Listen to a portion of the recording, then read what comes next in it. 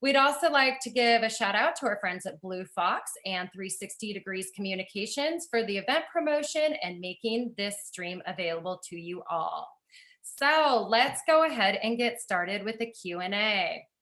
We'll go ahead and get started with Kelly Potts, who's going to just tell us a little bit about her background and what she does that's inspiring in her love for the sea. Kelly, take it over and making this stream available to you all. Oh, so aloha. Hi. Get started with the Q&A. Oh, there we go. I can hear my voice now. Aloha, you guys. Hi. Welcome. Thanks for being here and thanks for showing up. Thanks for also putting this on, Surfrider Foundation, Olympia chapter. I'm super proud to be here. And yeah, I'm with All Our We Water Collective. I'm the founder and president of this tiny little nonprofit. And these programs that our nonprofit offers are a direct result of my own personal life experiences. And it started when I was 12 years old and moved to Maui, learned how to surf when my father moved to Maui. And by the age of 18, I became a professional surfer. Didn't take too long. And I was earning a small salary, getting sponsored products, and I've been professionally surfing and surf coaching ever since. Being a woman in the surfing industry has definitely led to its fair share of challenges, which has led me to a short time living homeless and a lifelong of living in poverty. And through these times of, through these rough times, I found my therapy through surfing and being in the outdoors. And, I found a love for volunteerism and found that my Hawaiian community is what took care of me the most during these tough times and led me to the realization that family is not always blood.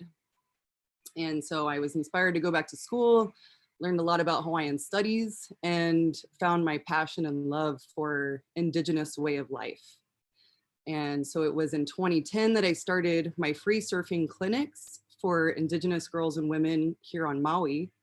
And after great success with that program, led me to offering the same programs in the Pacific Northwest. So I offer a series of Indigenous surfer girls retreats for several different tribes in the Pacific Northwest, one of them being Makah Nation in Neah Bay, Washington.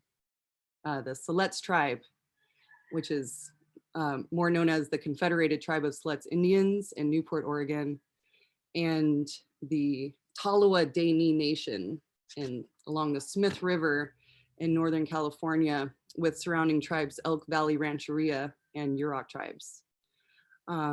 These are my favorite programs that we provide as All Our We Water Collective because these are the most remote communities that I know don't see these kinds of opportunities with these free surfing programs. So I know that they'll benefit the most. We have a lot of these kinds of programs in Hawaii. Yeah, and these are basically like beach festivals. We have like 30 participants, 15 volunteers. We do like fun games. I teach a really in-depth land lesson and go out and surf. We do a little counsel and reflect on our experiences surfing. And I've seen a lot of therapy come from these kinds of experiences. One being that a lady actually came up to me and said, "This is the first time I've smiled and laughed since I lost my baby a year ago."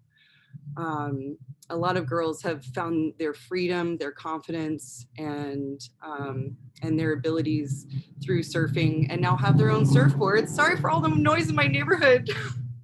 Sorry. But yeah, beautiful experiences, lots of therapy. Very honored and stoked to be offering these kinds of opportunities in the Northwest with these tribes.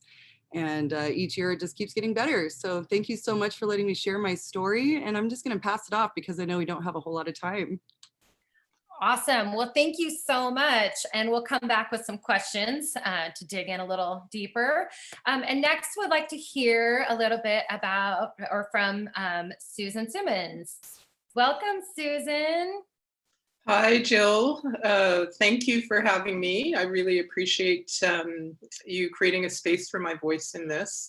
I'm an ultra marathon swimmer living in Victoria, Canada. but also known as the traditional territory of the Songhees and the Esquimalt First Nations. And it's in their waterways where I predominantly swim in the Salish Sea.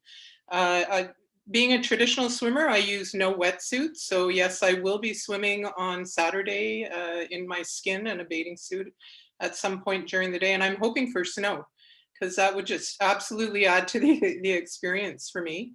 I started marathon swimming probably about 15 years ago. I'm a person living with multiple sclerosis, and I have found that swimming has been a way to heal my body.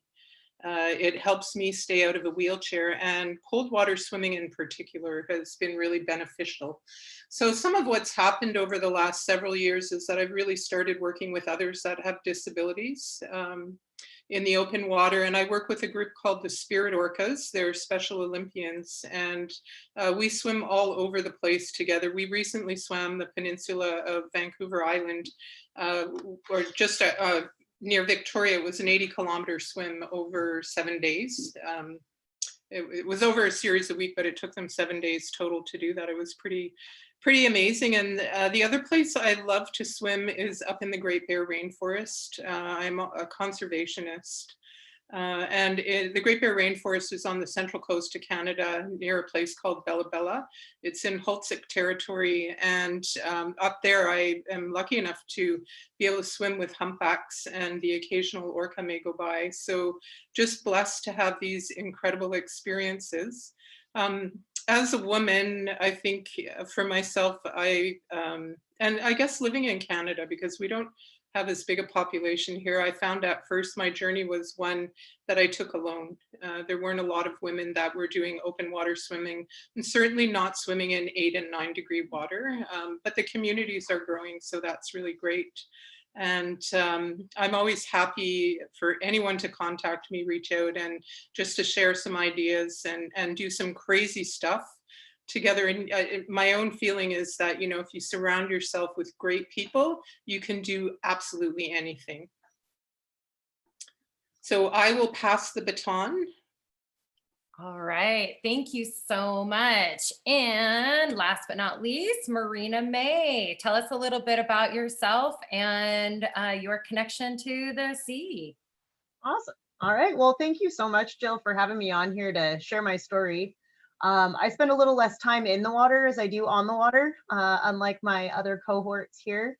And I guess, as you can tell by my name, my family was really into boats and fishing. And by 2 weeks of age, I'd already been in a blanket fishing on the Straits of Juan de Fuca. So that kind of set the tone for the rest of my life. And I've been pretty well addicted to the sea ever since. You know, when I was younger, I really wanted to work as a deckhand. I always thought it would just be great to share what I really love with other people. And I tried and no one would really take me serious. So I ended up opting to pursue a career in veterinary medicine as a technician until about 5 years ago. I finally wrangled myself a job on a fishing charter boat. At that point, I moved to Westport, and it's kind of been pursuing a dream that I've had since childhood. So I split my time between deckhanding and educating veterinary technicians, but I also recently completed my coursework to obtain my master's captain's license. And I'm also secretary for the Grays Harbor Guide Association, and I try and use my voice there to help support sustainable fisheries to continue this on for many years. My inspiration really to be here and to share my story really comes from a deep love of the ocean and a desire to share that experience with others, and trying to get more women out there. I was laughed away from deckhanding in my youth, being told I was too small, couldn't fillet fish. And honestly, it was really clear that a lot of the older captains just didn't see a place for women in this field. So as my parents started getting a little bit older and I wasn't able to go fishing with them as often, I started picking up opportunities to fish on charter boats just to get on the ocean. I couldn't afford my own boat, didn't have another way. And so once I got on there, I actually met a female deckhand of all things, like my first trip out. And it was just a fire reignited in me. I'd hurt my back a year earlier at my veterinary technician job and was going through some pretty significant physical therapy to try and just be functional again. And I figured if this young gal can do it, I mean, so can I. So it kind of gave me the fire to just get back in shape and put myself back together. Took a lot of years. I mean, it took about 3 years for people to even take me serious that I wanted to do this, even as an adult. And finally, I ended up making friends with a couple of the captains that ultimately gave me a job out here. So with the invention of social media, I've kind of used it as a platform to try and actually inspire other young women. I get to see a lot of them out on the boat with me fishing, but I can reach so many more by sharing my story and coming to things like this to say, it's an uphill battle. It's a male dominated field right now, but with our passion, determination, and tenacity, there's a place for women on boats, and I'm here to prove it. So on that note, thank you so much. That is so awesome. All right, we're going to jump into a little Q&A. So we have our first question, and I think this one goes out for each of you. So we'll just kind of go down the row. We'll start with Kelly and then to Susan and then Marina. So the question is, can you share a challenge you've overcome, whether that's being a woman in a male-dominated field or time in the water that was challenging, and what lessons you were able to take away from overcoming that challenge? So Kelly, we'll start with you. Where to begin is the question. And definitely it deals with being a woman in a male-dominated industry. I was basically laughed at so many different times when I brought ideas to the table. And then when I would, kind of like move on to the next sponsor, they would use my idea that I brought to the table later on. And it would be the men that were like, yeah, this is my idea. I was like, you're welcome. You're welcome. So that was a bitter pill to swallow. Yeah, I actually did this solo road trip to go and discover places that I could host my Indigenous Surfer Girls retreats that ended up being that. Didn't know it at the time. And yeah, I definitely was trying to find support from my sponsors. And they're like, nah, you're on this wild goose chase. If you don't do it our way, you don't do it anyway. And I said, no, actually, I am going to do it my way, and you can go screw yourself. Sorry, excuse my loose tongue. So yeah, basically, I had to follow my gut, follow my heart, just know that I had to stick to what felt right for me and what my idea and my goal, my vision, my passion was. And thankfully enough, I did that, and I didn't listen to those guys, and here I am doing awesome stuff. So yeah, that was definitely one of them. Oh, awesome. All right. So Susan, if you would like to share with us, a couple of challenges you've overcome and how they've helped you become a bigger, better, happier person. Yeah, thank you. So I guess for me, one of the biggest challenges I had was my swim around across Juan de Fuca Strait from Port Angeles to Victoria. There's not a lot of people that have done that swim, and there certainly haven't been a lot that have done the long traditional route. I think I was the 7th person to swim it. So the first challenge that I had with it was, man, that water's cold. Like, that is some cold water.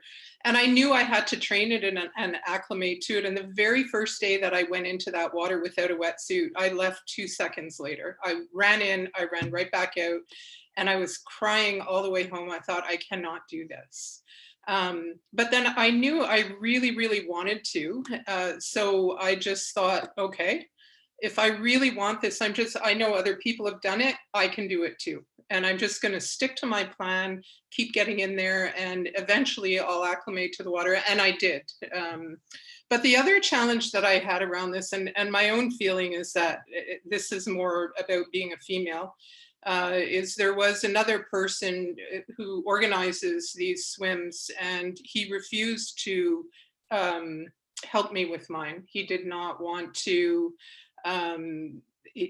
allow me to swim from Port Angeles to Victoria. He said he would, and he pulled out at the very last minute, which I was told he was going to do anyway.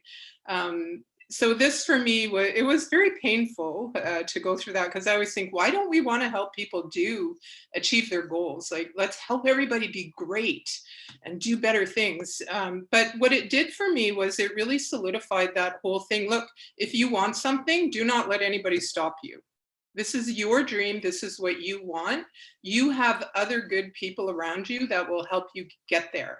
And I absolutely did. I had so many other people around me that were going to help me get there, that I just focused on that and used that to propel me forward and achieve my goal. So if people don't want to help you, if guys are giving you a hard time, too bad for them, because in the end, girls, you will do it.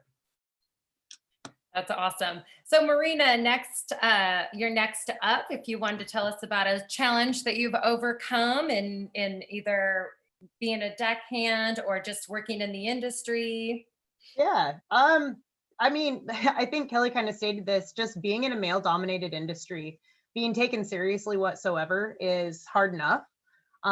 This year with quarantine, we ended up actually having our charter boat industry closed down.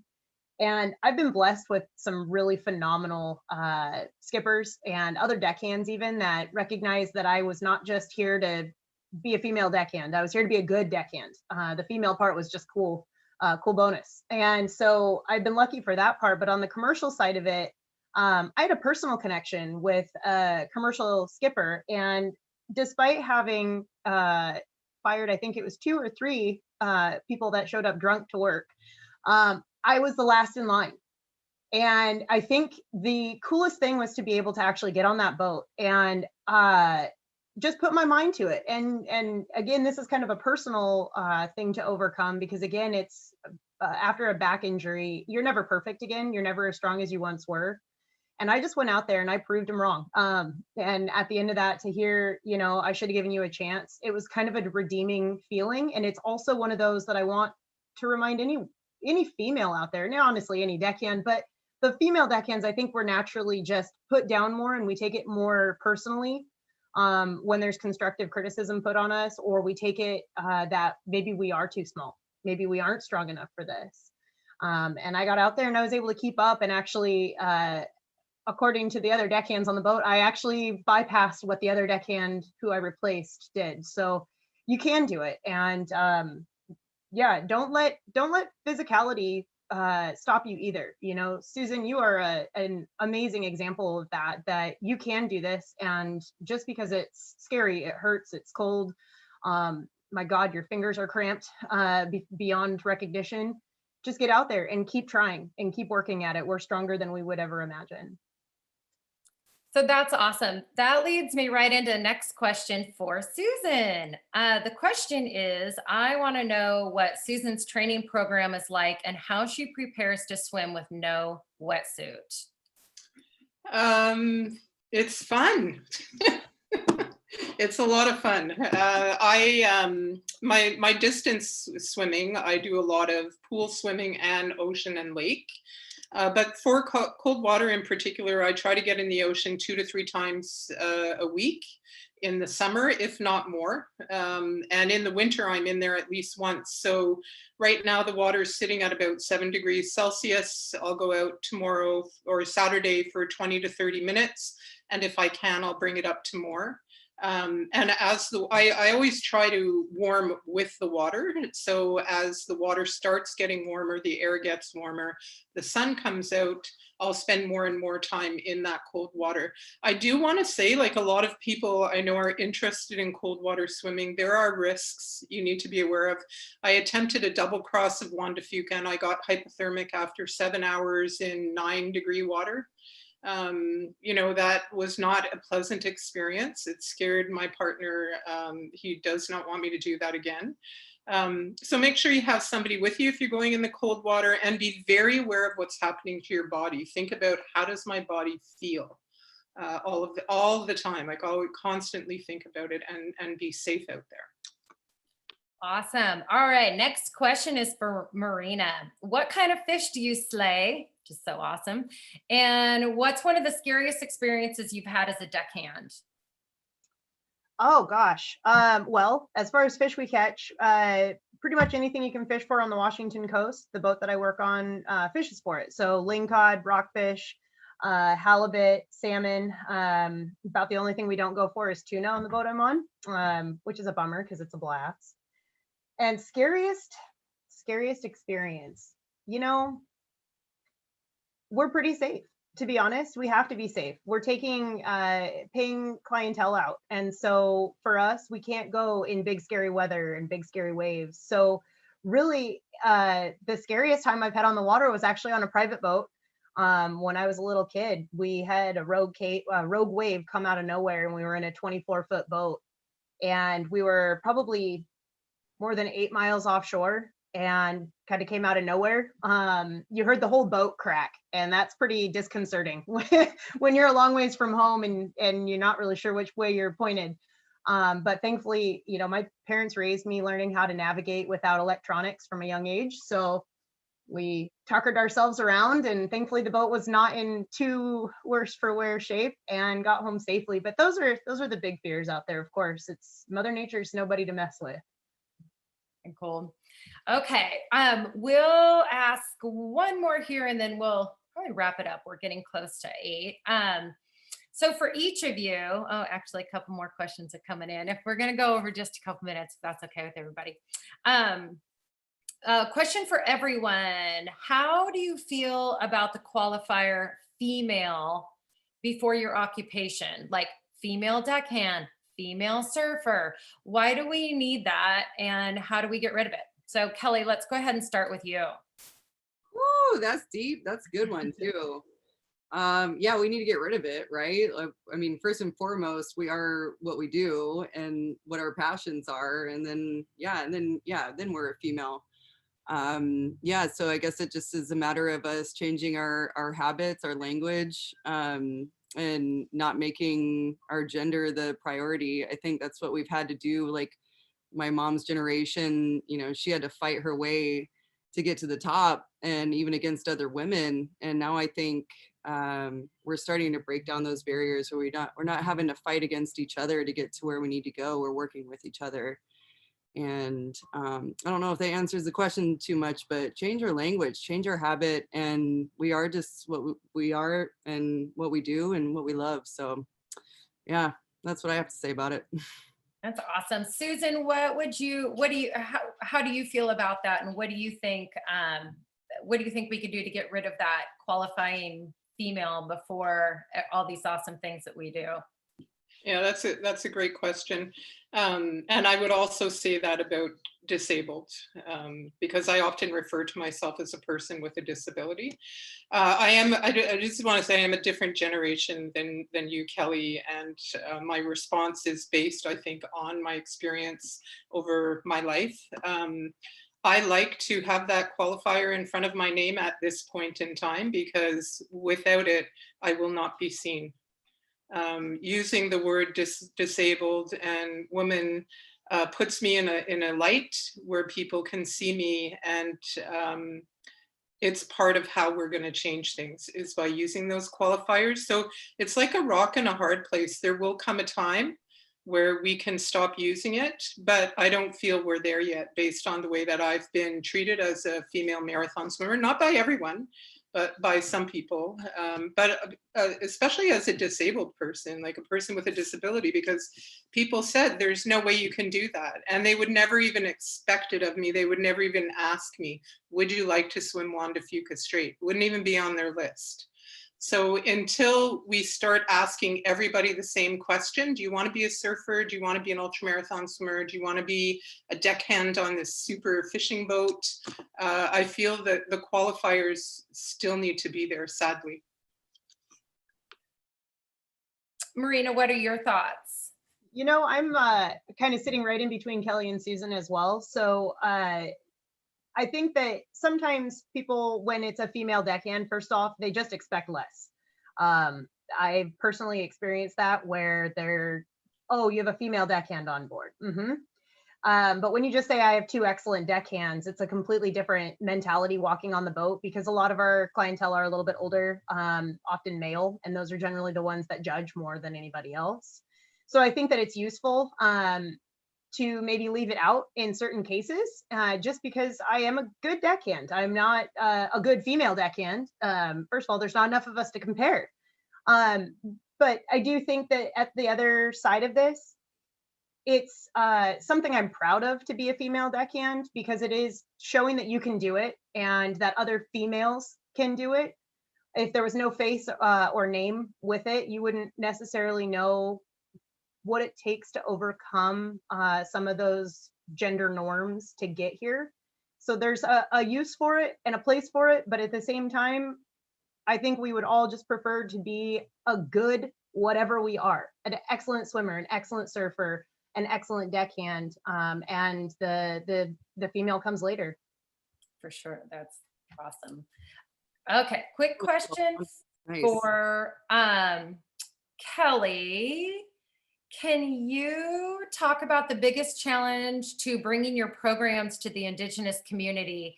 And to piggyback on that, and my own question, how can people help get involved? Are there volunteer opportunities, or kind of what are ways that we can learn more about what you do and how to help? Absolutely. Yeah. I mean, there's always a rotating council. I feel like there's a lot of new members that come and go a lot, just with the tribes that I've worked with. And so that right there is, can be a little challenging, just knowing who to go to and who to get permissions from. That can always be changing. And then also, I had to convince a little bit with some of the tribes, or at least one specifically that I have in mind, that this, this recreational therapeutic sport was something that was going to benefit their community, versus, this is something that warriors would go out and they would go and swim and do their trainings and then, get their bounty with their food and resources. So, convincing them that this was something good for the girls too, and that it was recreation and it was therapeutic was one of the challenges I faced, but also got a lot of support and encouragement in the long run. So that was really neat to experience. And then as far as getting involved with my programs, just log on to my site. Obviously COVID has put a damper on things, and we're trying to adjust our programs so that we can still offer these programs, because they were beach festivals with lots of people. And so now we're going to be condensing and making them shorter. So I think as far as volunteer efforts and everything, we have to be very conscious of each nation's needs. And, if they're not ready for it yet, I'm going to keep our volunteer participation to a limit until we're ready to open up the doors a little bit more. So I just say, follow us. I got Facebook, Instagram, all that stuff. And on my website, I'll be able to give everyone some updates and yeah, just keep you posted on when we're able to offer some more volunteer support. Sweet. Thank you guys. Thank you. Question for Susan. Do you feel like swimming has helped you manage your MS better? And how do you stay motivated on days that you don't feel well? And then there's a quote, I effing love these women. So both the ladies to you guys. Great. Yes, swimming helps me manage MS, absolutely. When I first started swimming, I could barely walk a block. And now I've swam 70 kilometers without stopping, which took about 32 hours. So I would say absolutely. How do I stay motivated? It's just, I want to be healthy, number one. That's the first thing. But the other thing is through just different people that inspire me. Again, the spirit orcas, these are people with developmental disabilities that get into that cold water when they have anxiety disorders. And I just look at them and I think, man, if you guys can do this, so can I. I'm going to get out there for you. I want to be there for you. Or sometimes I'll meet people with MS that say, Susan, I'm back in the water. I started swimming, or I'm back in the water, or I started exercising. That's just so important to me. Like, that just fills my heart when I hear things like that, that people, people with MS have been told don't exercise. We were told that when I was diagnosed. So wrong. How could you tell somebody that? That is just so wrong. So it's my job in life to change that, to get people with MS and any other disability or illness exercising so they could be fit and healthy and have an active, wonderful life. So awesome. Such good inspiration. It's very cool. Okay, one last question, and then we're going to do a little closer. But one last question for each of you, and just quick, just right off the top of your head. What is your most favorite thing about the sea, the ocean? We'll start with Kelly. Oh man, earth connection with earth energies. Awesome. Susan? It's where I feel alive. Where I feel most alive is in the ocean. And Marina, what's yours? Same as Susan's. It's where I feel alive. It's where my life comes together, and it's where everything comes together. Oh, I love it. Thank you guys so much. Drew, you're going to jump in and take things over from here. Hi, everyone. My name is Drew Albenzi, chair of the Surfrider Seattle chapter. First, I just want to say a big thank you to Kelly Potts, Susan Simmons, and Marina May for participating tonight. It's so incredible to hear your inspiring stories. And thanks to Jill for hosting this evening. And just a quick word before we leave. Contrary to the intro we saw, the screening was brought to you by the Olympia and Seattle chapters of the Surfrider Foundation with the help of the Cascadia chapters, South Sound, Olympic Peninsula, and Northwest Strait in Washington, in addition to the Pacific Rim and Vancouver chapters in BC. If you're unfamiliar with our work, the Surfrider Foundation is dedicated to the protection and enjoyment of the world's oceans, waves, and beaches for all people through a powerful activist network. You can check us out at surfrider.org and follow us for updates on events, activism, opportunities, and meetings. And if you enjoyed tonight's screenings and panel as much as I did, I encourage you to become a Surfrider member or make a small donation if you're able. Our chapters are 100% volunteer run, and membership dues and donations directly support our programs and campaigns. So thanks again, and I hope you all really enjoyed this. I really did, and I hope you all attend our next screening. We'll be posting details soon about that. So thanks very much.